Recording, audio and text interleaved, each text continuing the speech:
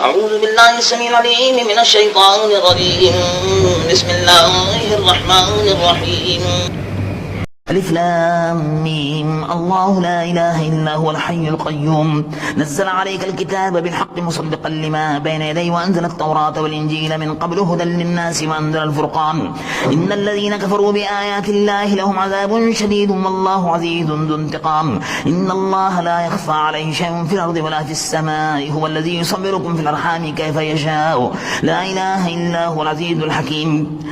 هو الذي ينزل عليك الكتاب منه آيات محكمات هن أم الكتاب وأخرى متشابهات فأما الذين في قلوبهم زيغ فاتبعون ما تشابه منه ابتغاء الفتنة وابتغاء تأويله وما يعلم تأويله إلا الله والراسخون في العلم يقولون آمنا به كل من عند ربنا وما يذكر إلا أولو الألباب. ربنا لا تزغ قلوبنا بعد إذ هديتنا وهب لنا من لدنك رحمة إنك أنت الوهاب. ربنا إنك جامع الناس ليوم لا ريب فيه إن الله لا يخلف الميعاد. إن الذين كفروا لن تغني عنهم أموالهم ولا أولادهم من الله شيئا وأولئك هم وقود النار. كداب آل فرعون والذين من قبلهم كذبوا بآياتنا فأخذهم الله بذنوبهم والله شديد العقاب. قل للذين كفروا ستغلبون وتحشرون إلى جهنم وبئس المهاد. قد كان لكم آية في فئتين التقتا فئة تقاتل في سبيل الله وأخرى كافرة يرونهم مثلهم رأي العين والله يؤيد بنصره من يشاء إن في ذلك لعبرة لأولي الأبصار. زين للناس حب الشهوات من النساء والبنين والقناطير المقنطرة من الذهب والفضة والخيل المسومة والأنعام والحرث ذلك متاع الحياة الدنيا والله عنده حسن المآب. قل أنبئكم بخير من ذلكم للذين اتقوا عند ربهم جنات تجري من تحت الأنهار خالدين فيها وأزواج مطهرة ورضوان من الله والله بصير بالعباد. الذين يقولون ربنا إننا آمنا فاغفر لنا ذنوبنا وقنا عذاب النار. الصابرين والصادقين والقانتين والمنفقين والمستغفرين بالأسحار. شهد الله أنه لا إله إلا هو والملائكة وأولو العلم قائما بالقسط لا إله إلا هو العزيز الحكيم. إن الدين عند الله الإسلام وما اختلف الذين أوتوا الكتاب إلا من بعد ما جاءهم العلم بغيا بينهم ومن يكفر بآيات الله فإن الله سريع الحساب. فإن حاجوك فقل أسلمت وجهي لله ومن اتبعني وقل للذين أوتوا الكتاب والأميين أسلمتم فإن أسلموا فقد اهتدوا وإن تولوا فإنما عليك البلاغ والله بصير بالعباد. إن الذين يكفرون بآيات الله ويقتلون النبيين بغير حق ويقتلون الذين يأمرون بالقسط من الناس فبشرهم بعذاب أليم. أولئك الذين حبطت أعمالهم في الدنيا والآخرة وما لهم من ناصرين. ألم تر إلى الذين أوتوا نصيبا من الكتاب يدعون إلى كتاب الله ليحكم بينهم ثم يتولى فريق منهم وهم معرضون. ذلك بأنهم قالوا لن تمسنا النار إلا أياما معدودات وغرهم في دينهم ما كانوا يفترون. فكيف إذا جمعناهم ليوم لا ريب فيه ووفيت كل نفس ما كسبت وهم لا يظلمون. قل اللهم مالك الملك تؤتي الملك من تشاء وتنزع الملك ممن تشاء وتعز من تشاء وتذل من تشاء بيدك الخير إنك على كل شيء قدير. تولج الليل في النهار وتولج النهار في الليل وتخرج الحي من الميت وتخرج الميت من الحي وترزق من تشاء بغير حساب. لا يتخذ المؤمنون الكافرين أولياء من دون المؤمنين ومن يفعل ذلك فليس من الله في شيء إلا أن تتقوا منهم تقاه ويحذركم الله نفسه وإلى الله المصير. قل إن تخفوا ما في صدوركم أو تبدوه يعلمه الله ويعلم ما في السماوات وما في الأرض والله على كل شيء قدير. يوم تجد كل نفس ما عملت من خير محضرا وما عملت من سوء تبدلن بينها وبينه أمدا بعيدا ويحذركم الله نفسه والله رؤوف بالعباد. قل إن كنتم تحبون الله فاتبعوني يحببكم الله ويغفر لكم ذنوبكم والله غفور رحيم. قل أطيعوا الله والرسول فإن تولوا فإن الله لا يحب الكافرين. إن الله اصطفى آدم ونوحا وآل إبراهيم وآل عمران على العالمين ذرية بعضها من بعض والله سميع عليم. إذ قالت امرأة عمران رب إني نذرت لك ما في بطني محررا فتقبل مني إنك أنت السميع العليم. فلما وضعتها قالت رب إني وضعتها أنثى والله أعلم بما وضعت وليس الذكر كالأنثى وإني سميتها مريم وإني أعيدها بك بك وذريتها من الشيطان الرجيم فتقبلها ربها بقبول حسن وأنبتها نباتا حسنا وكفلها زكريا كلما دخل عليها زكريا المحراب وجد عندها رزقا قال يا مريم أنى لك هذا قالت هو من عند الله إن الله يرزق من يشاء بغير حساب هنالك دعا زكريا ربه قال رب هب لي من لدنك ذرية طيبة إنك سميع الدعاء فنادته الملائكة وهو قائم يصلي في المحراب أن الله يبشرك بيحيى مصدقا بكلمة من الله وسيدا وحسورا ونبيا من الصالحين قال رب أنى يكون لي غلام وقد بلغني الكبر وامرأتي عاقر قال كذلك الله يفعل ما يشاء قال رب اجعل لي آية قال آيتك ألا تكلم الناس 3 أيام إلا رمزا واذكر ربك كثيرا وسبح بالعشي والإبكار وإذ قالت الملائكة يا مريم إن الله اصطفاك وطهرك واصطفاك على نساء العالمين يا مريم اقنتي لربك واسجدي واركعي مع الراكعين ذلك من أنباء الغيب نوحيه إليك وما كنت لديهم إذ يلقون أقلامهم أيهم يكفل مريم وما كنت لديهم إذ يختصمون إذ قالت الملائكة يا مريم إن الله يبشرك بكلمة منه اسمه المسيح عيسى ابن مريم وجيها في الدنيا والآخرة ومن المقربين ويكلم الناس في المهد وكهلا ومن الصالحين قالت رب أنى يكون لي ولد ولم يمسسني بشر قال كذلك الله يخلق ما يشاء إذا قضى أمرا فإنما يقول له كن فيكون ويعلمه الكتاب والحكمة والتوراة والإنجيل ورسولا إلى بني إسرائيل أني قد جئتكم بآية من ربكم أني أخلق لكم من الطين كهيئة الطير فأنفخ فيه فيكون طيرا بإذن الله وأبرئ الأكمه والأبرص وأحيي الموتى بإذن الله وأنبئكم بما تأكلون وما تدخرون في بيوتكم إن في ذلك لآية لكم إن كنتم مؤمنين ومصدقا لما بين يدي من التوراة وليحل لكم بعض الذي حرم عليكم وجئتكم بآية من ربكم فاتقوا الله وأطيعون إن الله ربي وربكم فاعبدوه هذا صراط مستقيم فلما أحس عيسى منهم الكفر قال من أنصاري إلى الله قال الحواريون نحن أنصار الله آمنا بالله واشهد بأننا مسلمون ربنا آمنا بما أنزلت واتبعنا الرسول فاكتبنا مع الشاهدين ومكروا ومكر الله والله خير الماكرين إذ قال الله يا عيسى إني متوفيك ورافعك إلي ومطهرك من الذين كفروا وجاعل الذين اتبعوك فوق الذين كفروا إلى يوم القيامة ثم إلي مرجعكم فأحكم بينكم فيما كنتم فيه تختلفون فأما الذين كفروا فأعذبهم عذابا شديدا في الدنيا والآخرة وما لهم من ناصرين وأما الذين آمنوا وعملوا الصالحات فيوفيهم أجورهم والله لا يحب الظالمين ذلك نتلوه عليك من الآيات والذكر الحكيم إن مثل عيسى عند الله كمثل آدم خلقه من تراب ثم قال له كن فيكون الحق من ربك فلا تكن من الممترين فمن حاجك فيه من بعد ما جاءك من العلم فقل تعالوا ندعو أبناءنا وأبناءكم ونساءنا ونساءكم وأنفسنا وأنفسكم ثم نبتهل فنجعل لعنة الله على الكاذبين إن هذا لهو القصص الحق وما من إله إلا الله وإن الله له عزيز الحكيم فإن تولوا فإن الله عليم بالمفسدين قل يا أهل الكتاب تعالوا إلى كلمة سواء بيننا وبينكم أن لا نعبد إلا الله ولا نشرك به شيئا ولا يتخذ بعضنا بعضا أربابا من دون الله فإن تولوا فقولوا اشهدوا بأننا مسلمون يا أهل الكتاب لم تحاجون في إبراهيم وما أنزلت التوراة والإنجيل إلا من بعده فلا تعقلون ها أنتم هؤلاء حاجزتم فيما لكم به علم فلم تحاجون فيما ليس لكم به علم والله يعلم وأنتم لا تعلمون ما كان إبراهيم يهوديا ولا نصرانيا ولكن كان حنيفا مسلما وما كان من المشركين إن أولى الناس بإبراهيم للذين اتبعوه وهذا النبي والذين آمنوا والله ولي المؤمنين ودت طائفة من أهل الكتاب لا يضلونكم وما يضلون إلا أنفسهم وما يشعرون يا أهل الكتاب لم تكفرون بآيات الله وأنتم تشهدون يا أهل الكتاب لم تلبسون الحق بالباطل وتكتمون الحق وأنتم تعلمون وقالت طائفة من أهل الكتاب آمنوا بالذي أنزل على الذين آمنوا وجه النهار واكفروا آخره لعلهم يرجعون ولا تؤمنوا إلا لمن تبع دينكم قل إن الهدى هدى الله أن يؤتى أحد مثل ما أوتيتم أو يحاجوكم عند ربكم قل إن الفضل بيد الله يؤتيه من يشاء والله واسع عليم يختص برحمته من يشاء والله ذو الفضل العظيم ومن أهل الكتاب من إن تأمنه بقنطار يؤديه إليك ومنهم من إن تأمنه بدينار لا يؤديه إليك إلا ما دمت عليه قائما ذلك بأنهم قالوا ليس علينا في الأميين سبيل فيقولون على الله الكذب وهم يعلمون ولا من أوفى بعهده واتقى فإن الله يحب المتقين إن الذين يشترون بعهد الله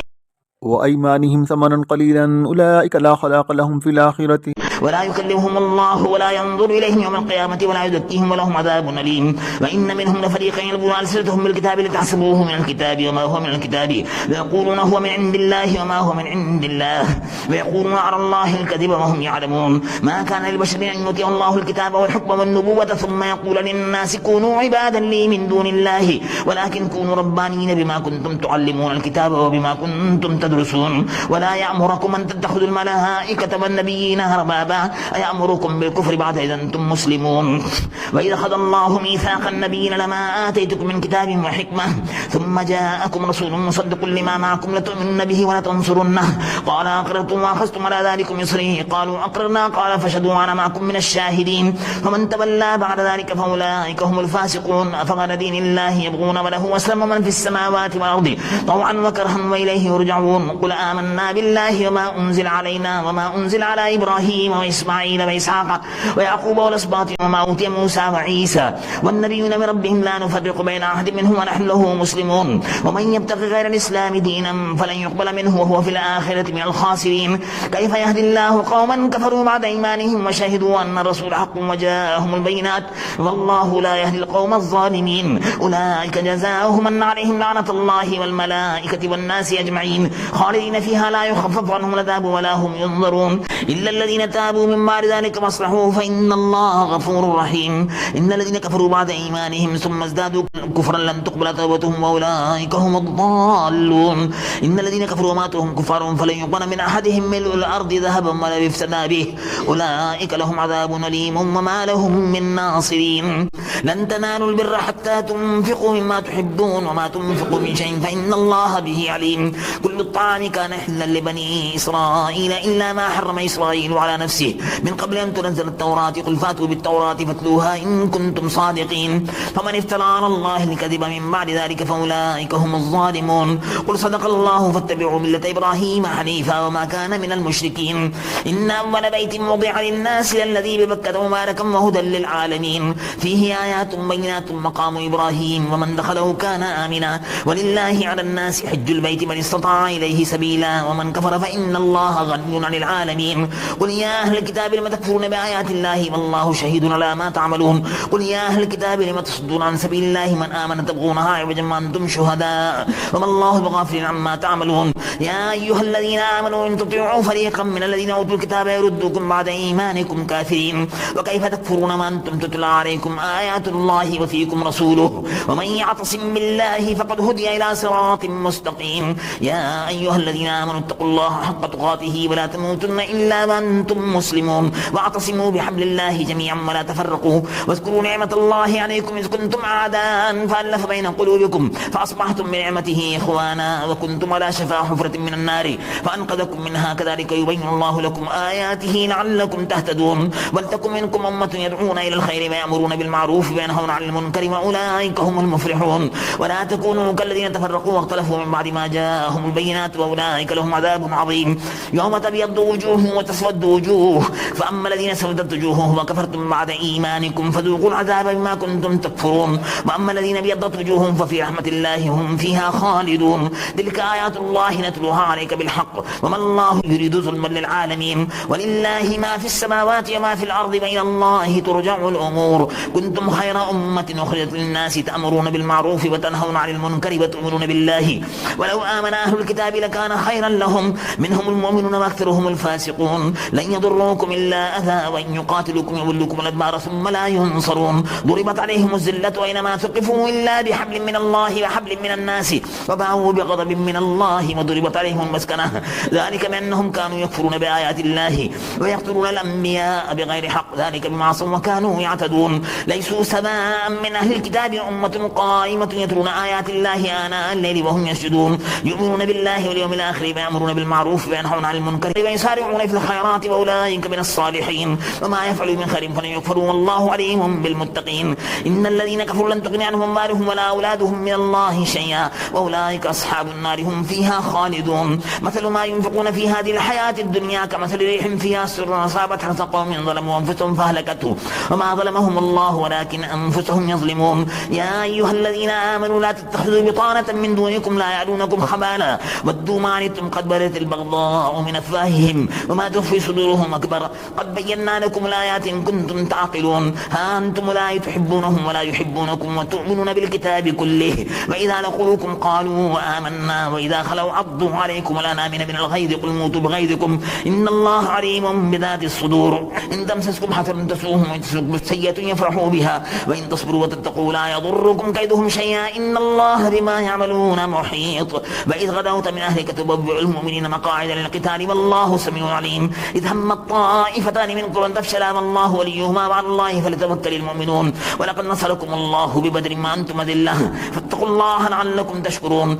إذ تقول للمؤمنين لن يكفيكم أن يمدكم ربكم ب3,000 من الملائكة منزلين بلى إن تصبروا وتتقوا يأتكم من فورهم هذا يمددكم ربكم ب5,000 من الملائكة مسلمين وما جعله الله إلا بشرى لكم ولتطمئن قلوبكم به وما النصر إلا من عند الله العزيز الحكيم ليقطع طرفا من الذين كفروا ويكبتهم فينقلبوا خائبين ليس لك من الأمر شيء يتوب عليهم ويعذبهم فإنهم ظالمون ولله ما في السماوات وما في الأرض يغفر لمن يشاء ويعذب من يشاء والله غفور رحيم يا أيها الذين آمنوا لا تأكلوا الربا ضعافا مضاعفة واتقوا الله لعلكم تفلحون واتقوا النار التي أعدت للكافرين وأطيعوا الله ورسوله لعلكم ترحمون وسارعوا إلى مغفرة من ربكم وجنة أرضها السماوات والأرض أعدت للمتقين الذين ينفقون في السراء والضراء والكاظمين الغيظ والعافين عن الناس والله يحب المحسنين والذين إذا فعلوا فاحشة أو ظلموا أنفسهم ذكروا الله فاستغفروا لذنوبهم ومن يغفر الذنوب إلا الله ولم يصروا على ما فعلوا وهم يعلمون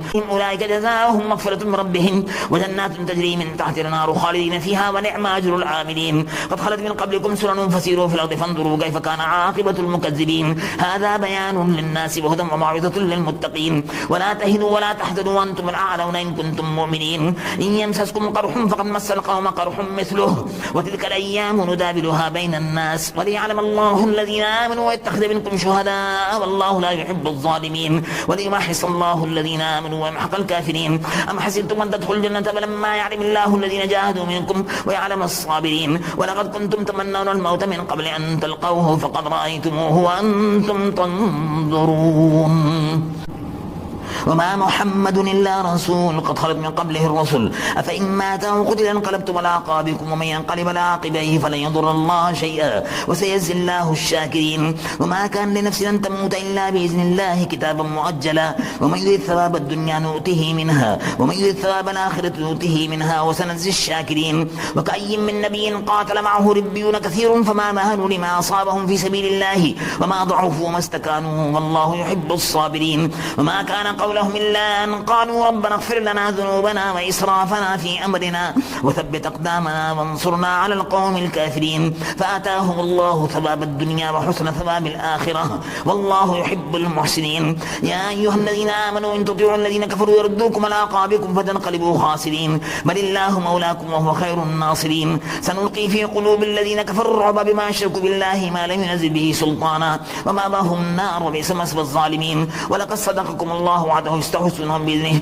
حتى إذا فشلتم وتنازعتم في الأمر وعصيتم من بعد ما أراكم ما تحبون منكم من يريد الدنيا ومنكم من يريد الآخرة ثم صرفكم عنهم ليبتليكم ولقد عفا عنكم والله ذو فضل على المؤمنين استسعدون ولا تلمون على أحد من رسول يدعوكم في أخراكم فأثابكم غما بغم لكي لا تحزنوا على ما فاتكم ولا ما أصابكم والله خبير بما تعملون ثم أنزل عليكم من بعد الغم أمنة نعاسا يغشى طائفة منكم وطائفة قد همتهم أنفسهم يظنون بالله غير الحق ظن الجاهلية يقولون هل لنا من الأمر من شيء قل إن الأمر كله لله يخفون في أنفسهم ما لا يبدون لك يقولون لو كان لنا من الأمر شيء ما قتلنا هاهنا قل لو كنتم في بيوتكم لبرز الذين كتب عليهم القتل إلى مضاجعهم وليبتلي الله ما في صدوركم وليمحص ما في قلوبكم والله عليم بذات الصدور إن الذين تبلوا منكم يوم التقى الجمعان إنما استزلهم الشيطان ببعد ما كسبوا ولقد عفا الله عنهم إن الله غفور حليم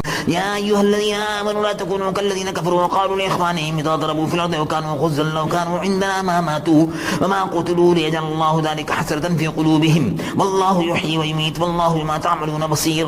ولئن قتلتم في سبيل الله ومتم لمغفرة من الله ورحمة خير مما يجمعون ولئن متم وقتلتم لإلى الله تحشرون فبما رحمة من الله لنت لهم ولو كنت فظا غليظ القلب لانفضوا من حولك فاعف عنهم واستغفر لهم وشاورهم في الأمر فإذا عزمت فتوكل على الله إن الله يحب المتوكلين إن ينصركم الله فلا غالب لكم وإن يخذلكم فمن ذا الذي ينصركم من بعده وعلى الله فليتوكل المؤمنون ثم توفى كل نفس ما كسبت وهم لا يظلمون أفمن اتبع رضوان الله كمن باء بسخط من الله ومأواه جهنم وبئس المصير هم درجات عند الله والله بصير بما يعملون لقد من الله على المؤمنين إذ بعث فيهم رسولا من أنفسهم يتلو عليهم آياته ويزكيهم ويعلمهم الكتاب والحكمة وإن كانوا من قبل لفي ضلال مبين أولما أصابتكم مصيبة قد أصبتم مثليها قلتم أن هذا قل هو من عند أنفسكم إن الله على كل شيء قدير وما أصابكم يوم التقى الجمعان فبإذن الله وليعلم المؤمنين وليعلم الذين نافقوا وقيل لهم تعالوا قاتلوا في سبيل الله أو ادفعوا قالوا لو نعلم قتالا لاتبعناكم هم للكفر يومئذ أقرب منهم للإيمان يقولون بأفواههم ما ليس في قلوبهم والله أعلم بما كانوا يكتمون الذين قالوا لإخوانهم وقعدوا لو أطاعونا ما قتلوا قل فادروا عن أنفسكم الموت إن كنتم صادقين ولا تحسبن الذين قتلوا في سبيل الله أمواتا بل أحياء عند ربهم يرزقون فرحين بما آتاهم الله من فضله ويستبشرون بالذين لم يلحقوا بهم من خلفهم لا خوف عليهم ولا هم يحزنون يستبشرون بنعمة من الله وفضل وأن الله لا يضيع أجر المؤمنين الذين استجابوا لله والرسول من بعد ما أصابهم القرح للذين أحسنوا منهم واتقوا أجر عظيم الذين قال لهم الناس إن الناس قد جمعوا لكم فاخشوهم فزادهم إيمانا وقالوا حسبنا الله ونعم الوكيل فانقلبوا بنعمة من الله وفضل لم يمسسهم سوء واتبعوا رضوان الله والله ذو فضل عظيم إنما ذلكم الشيطان يخوف أولياءه فلا تخافوهم وخافون إن كنتم مؤمنين ولا يحزنك الذين يسارعون في الكفر إنهم لن يضروا الله شيئا يريد الله أن لا يجعل لهم حزا في الآخرة ولهم عذاب عظيم إن الذين اشتروا الكفر بالإيمان لن يضروا الله شيئا ولهم عذاب أليم ولا يحسبن الذين كفروا أنما نملي لهم خير لأنفسهم إنما نملي لهم ليزدادوا إثما ولهم عذاب مهين ما كان الله ليذر المؤمنين على ما أنتم عليه حتى يميز الخبيث من الطيب وما كان الله ليطلعكم على الغيب ولكن الله يجتبي من رسله من يشاء فآمنوا بالله ورسله وإن تؤمنوا وتتقوا فلكم أجر عظيم ولا يحسبن الذين يبخلون بما آتاهم الله من فضله هو خير لهم بل هو شر لهم سيطبقون ما بخلوا به يوم القيامة ولله ميراث السماوات والأرض والله بما تعملون خبير لقد سمع الله قول الذين قالوا إن الله فقير ونحن أغنياء سنكتب ما قالوا وقتلهم الأنبياء بغير حق ونقول ذوقوا عذاب الحريق ذلك بما قدمت أيديكم وأن الله ليس بظلام للعبيد الذين قالوا إن الله عهد إلينا أن لا نؤمن لرسول حتى يأتينا بقربان تأكله النار قل قد جاءكم رسل من قبل بالبينات وبالذي قلتم فلما قتلتموهم إن كنتم صادقين فإن كذبوك فقد كذب رسل من قبلك جاءوا بالبينات والزبر والكتاب المنير كل نفس زائقة الموت فإنما توفون أجوركم يوم القيامة فمن زحزح عن النار وأدخل الجنة فقد فاز وما الحياة الدنيا إلا متاع الغرور لتبلون في أموالكم وأنفسكم ولا تسمعن من الذين أوتوا الكتاب من قبلكم ومن الذين أشركوا أذى كثيرا وإن تصبروا وتتقوا فإن ذلك من عزم الأمور وإذ أخذ الله ميثاق الذين أوتوا الكتاب لتبيننه للناس ولا تكتمونه فنبذوه وراء ظهورهم واشتروا به ثمنا قليلا فبئس ما يشترون لا تحسبن الذين يفرحون بما أتوا ويحبون أن يحمدوا بما لم يفعلوا فلا تحسبنهم بمفازة من العذاب ولهم عذاب أليم ولله ملك السماوات والأرض والله على كل شيء قدير إن في خلق السماوات والأرض واختلاف الليل والنهار لآيات لأولي الألباب الذين يذكرون الله قياما وقعودا وعلى جنوبهم ويتفكرون يتفكرون في خلق السماوات والأرض ربنا ما خلقت هذا باطلا سبحانك فقنا عذاب النار ربنا إنك من تدخل النار فقد أخزيته وما للظالمين من أنصار ربنا إننا سمعنا مناديا ينادي للإيمان أن آمنوا بربكم فآمنا ربنا فاغفر لنا ذنوبنا وكفر عنا سيئاتنا وتوفنا مع الأبرار ربنا وآتنا ما وعدتنا على رسلك ولا تخزنا يوم القيامة إنك لا تخلف الميعاد فاستجاب لهم ربهم أني لا أضيع عمل عامل منكم من ذكر أو أنثى بعضكم من بعض فالذين هاجروا وأخرجوا من ديارهم وأوذوا في سبيلي وقاتلوا وقتلوا لأكفرن عنهم سيئاتهم ولأدخلنهم جنات تجري من تحتها الأنهار ثوابا من عند الله والله عنده حسن الثواب لا يغرنك تقلب الذين كفروا في البلاد متاع قليل ثم مأواهم جهنم وبئس المهاد لكن الذين اتقوا ربهم لهم جنات تجري من تحت الأنهار خالدين فيها نزلا من عند الله وما عند الله خير للأبرار وإن من أهل الكتاب لمن يؤمن بالله وما أنزل إليكم وما أنزل إليهم خاشعين لله لا يشترون بآيات الله ثمنا قليلا أولئك لهم أجرهم عند ربهم إن الله سريع الحساب آمنت بالله صدق الله العلي العظيم